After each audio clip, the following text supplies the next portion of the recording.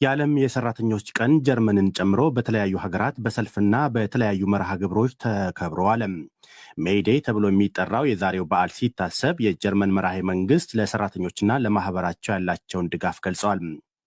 ዕለቱ ኢትዮጵያ ውስጥ ታስቦ ሲውል ሐኪሞችና መምህራን አገልግሎታቸውን የሚመጥን ደሞዝ ባለማግኘታቸው ለአስቸጋሪ ሁኔታ መዳረጋቸውን ተናግረዋል። የደቡብ አፍሪካ ፖሊስ ታዳጊዎችን ጨምሮ 44 ኢትዮጵያውያንን ከህገ ወጥ የሰዎች አዘዋዋሪዎች እገታ ነፃ ማውጣቱን አስታወቀ። በሱዳን ሰሜን ዳርፉር ባለፉት 3 ሳምንታት ብቻ 542 ሲቪል ሰዎች መገደላቸውን የተባበሩት መንግስታት ድርጅት አስታወቀ። በብሔራዊ ጦሩና በፈጥኖ ደራሽ ኃይሎች መካከል የሚደረገው ጦርነት በአካባቢው ተጠናክሮ መቀጠሉን የጠቀሰው የተባበሩት መንግስታት ድርጅት የሟቾች ቁጥር ከዚህም በእጅጉ ሊያሻቅብ እንደሚችል አስታውቋል። የኬንያ የህዝብ ተወካዮች ምክር ቤት አባል መዲና ናይሮቢ ውስጥ በተተኮሰባቸው ጥይት ተገደሉ።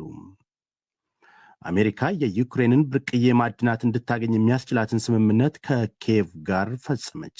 ስምምነቱን ተከትሎ አሜሪካና ዩክሬን የኢኮኖሚ ትብብራቸውን ሲያሳድግ ፕሬዚዳንት ዶናልድ ትራምፕ ጦርነቱን ለማስቆም ከሩሲያ ጋር የሚያደርጉትን የድርድር ሁኔታ ያጠናክረዋል ተብሏል። ዜናውን በዝርዝር የዓለም የሰራተኞች ቀን ጀርመንን ጨምሮ በተለያዩ ሀገራት በሰልፍና በተለያዩ መርሃ ግብሮች ተከብረዋል። ሜይዴይ ተብሎ የሚጠራው የዛሬው በዓል ሲታሰብ የጀርመን መራሄ መንግስት ለሰራተኞችና ለማህበራቸው ያላቸውን ድጋፍ ገልጸዋል። በጀርመን የተለያዩ ከተሞች ብቻ በመቶዎች የሚቆጠሩ ሰልፎች ተደርገዋል። በበርሊን ከተማ በተካሄደው ሰልፍ ወደ 5500 ገደማ ሰዎች መሳተፋቸውን ፖሊስ ገልጿል።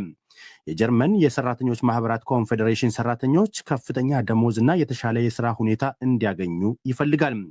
የጀርመን መራሄ መንግስት ኦላፍ ሾልስ ትንሽ ገንዘብ ለማግኘት ብዙ መልፋት የሚጠበቅባቸው አሁንም በጣም ብዙ ሰዎች ይገኛሉ ሲሉ በኤክስ ጽፈዋል። ለዚህም ነው ጥሩ ደሞዝና ጠንካራ የሰራተኛ ማህበራትን የምደግፈው ያሉት ሾልስ ለጀርመን ማህበራዊ መስተጋብር አስፈላጊ መሆናቸውን በኤክስ ባሰፈሩት በዚሁ መልእክታቸው ጠቁመዋል። በጃፓን ቶኪዮ፣ በጣሊያኗ ቱሪን፣ በፈረንሳይ ዋና ከተማ ፓሪስ እና በበርካታ የዓለም ክፍሎች የሰራተኞች ቀን በተለያዩ መፈክሮች ተከብሮ ውሏል።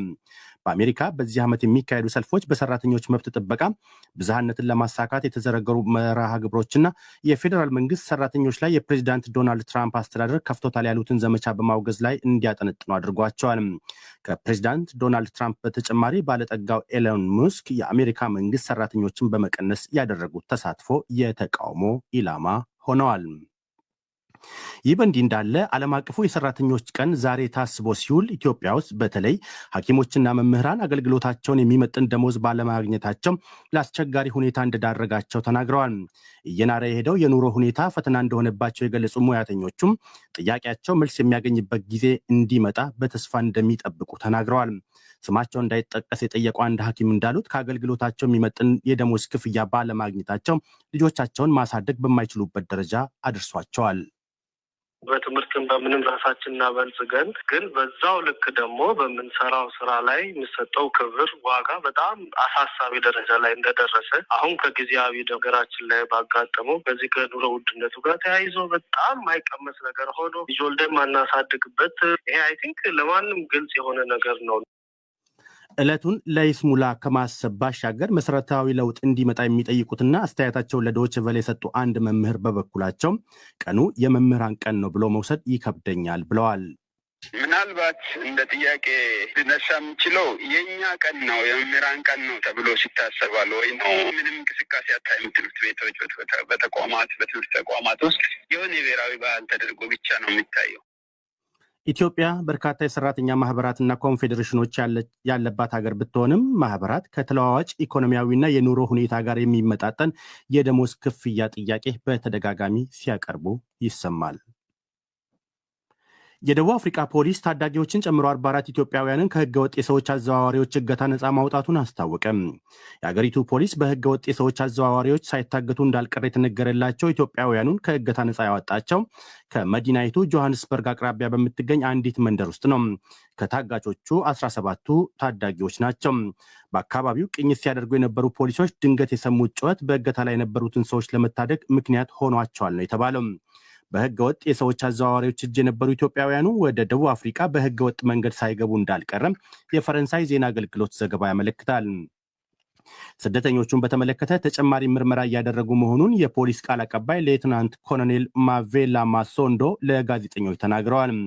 የአገሪቱ ፖሊስ ባለፉት የጥርና መጋቢት ወራት በድምሩ ወደ 60 የሚጠጉ ኢትዮጵያውያን ስደተኞች በተመሳሳይ ሁኔታ በወሮ በሎች ከታጎሩበት ነፃ ማውጣቱን አስታውቆ ነበር።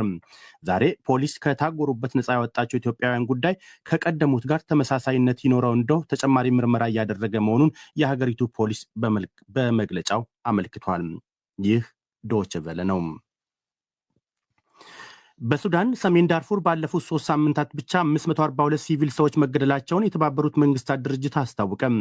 በብሔራዊ ጦሩና በፈጥኖ ደራሽ ኃይሎች መካከል የሚደረገው ጦርነት በአካባቢው ተጠናክሮ መቀጠሉን የጠቀሰው የመንግስታቱ ድርጅት የሟቾቹ ቁጥር ከዚህም በእጅጉ ሊያሻቅብ ይችላል ብሏል።